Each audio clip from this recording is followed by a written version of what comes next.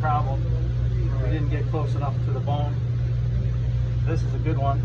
This one just left about an ounce, maybe a little bit more than an ounce on the backbone.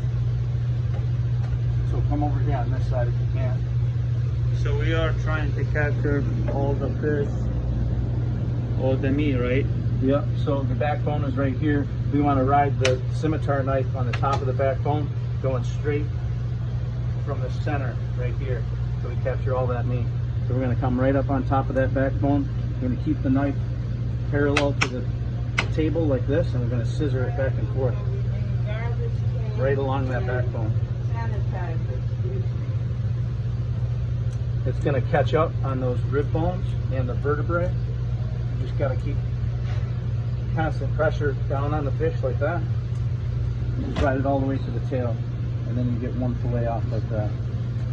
Now this is the part where I think people struggle, because they want to turn it like this and they want to cut it like that, and that's where you're going to leave that meat on there. So what I do is turn it over this way, and now I'm riding on the underside of that backbone, and now the pressure is up, but it's still scissored like that. And then you have to put kind of a measured pressure on here because you're cutting towards your hand, and that's a little bit scary. So don't just put full pressure on there. You want to put kind of a measured, steady pressure. When you get to the end, just cut it off like that. So that's the difference here between how much meat is left on that one versus this one. That's the hard part. And that's how you get after you take the bone out more than actually 6 ounces of the fish. Right. Now there's a line of rib bones in here. They're going to run this way all the way to right about here. And we got to get those out. And the way to do that is to angle the knife a little bit down like that and ride on the underside of those rib bones. Not to the point take all the fat off, right, Chef? Right. You can leave some of the fat on there. You just want to get the bones out.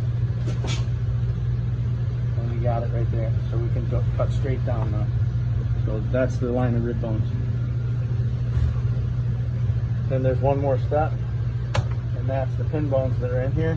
Some people want to take them out with pliers. I would not do that with a fish this small. I would just cut that line out by getting on the right side of the pin bones, all the way down through the skin, and then getting on the left side of the same pin bones.